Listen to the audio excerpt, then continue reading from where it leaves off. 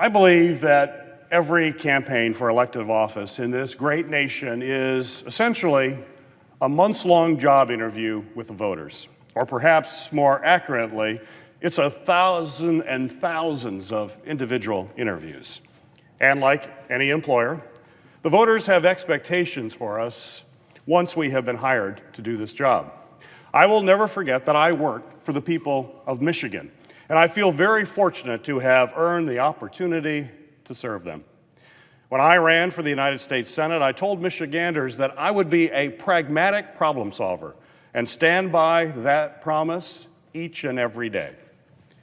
We were all sent here to be problem solvers, especially the hard problems.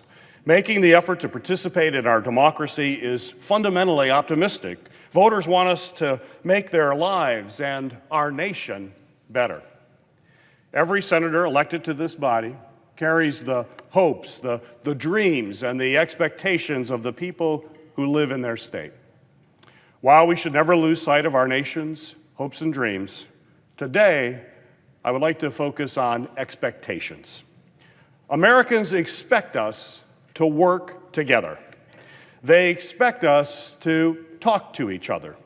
They expect us to negotiate and find common ground where we disagree. They expect us to help our fellow Americans after disasters. They expect us to respond to crises like the opioid epidemic and dangerously underfunded pensions that jeopardize their retirement security.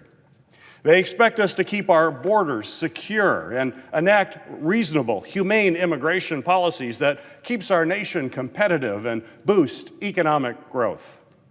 And they expect us to responsibly fund the federal government.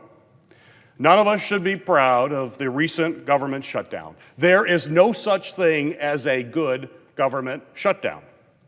I am nevertheless hopeful that lessons can be learned from last weekend and a better path forward can be found.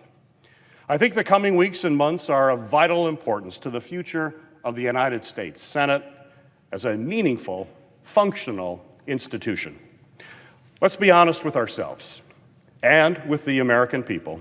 In the last few years, we have not been functional.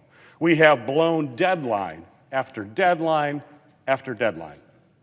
It took us almost 4 months past the funding deadline to tackle the easiest problem, reauthorizing the Children's Health Insurance Program, a program that provides health care to millions of Americans' children while saving taxpayers' money. As I stand here, health care for over 600,000 Michiganders, including over 12,000 Michigan veterans, remains at risk because we have blown through deadline after deadline to fund community health centers, a program that provides cost-effective care to millions of Americans in both rural and urban areas across our country. How is it that a nation that put the first man on the moon still can't put lights on for our own American citizens in Puerto Rico? We need to help families clean out their flooded homes in the Gulf, support communities who have faced out-of-controlled wildfires and mudslides during the devastating 2017 disaster season, and ensure affordable flood insurance is available to every homeowner who needs it. Americans stand by each other in the face of tragedy.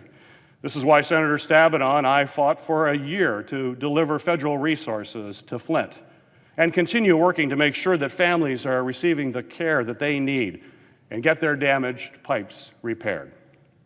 In addition to addressing all of these urgent issues, we need to keep the lights on here in the federal government, where funding is set to expire again in just 2 weeks. While the government was shut down this past weekend, I worked with a bipartisan group of senators pulled together by my colleagues, Senator Collins and Senator Manchin. This group is called the Common Sense Coalition, and we worked through the weekend to find a bipartisan compromise to open the federal government and find a path forward to tackle the complex, pressing issues before us here in Congress. While the lights are back on, the real work is just beginning.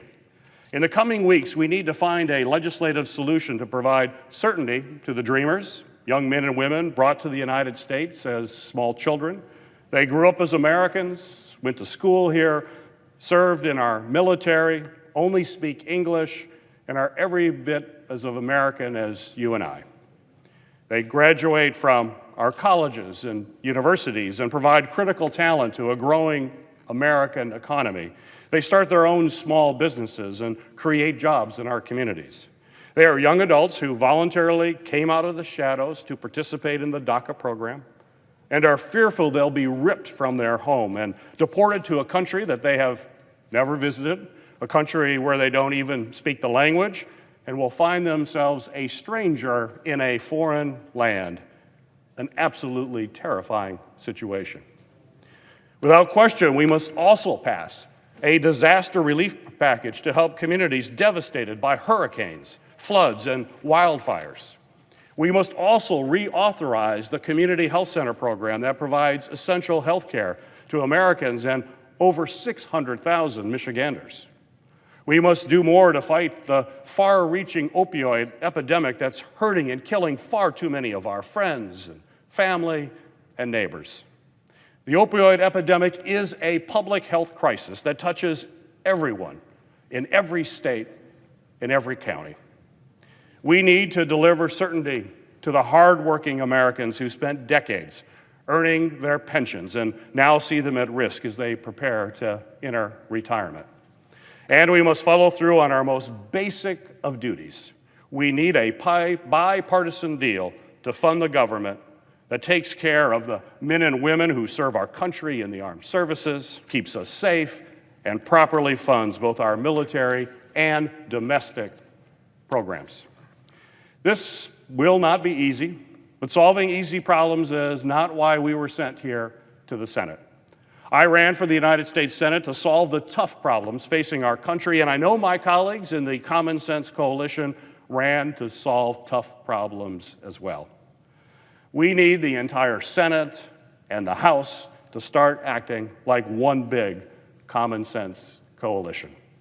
No organization or business can run their budget in 2 or 3 week increments.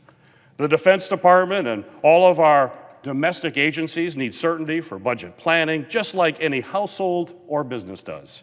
We cannot let the American people down any longer by kicking the can down the road with another series of short-term budget patches.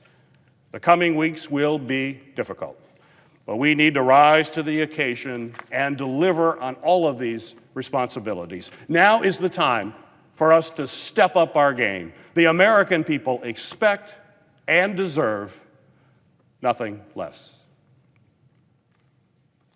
Madam President, I yield the floor and suggest the absence of a quorum.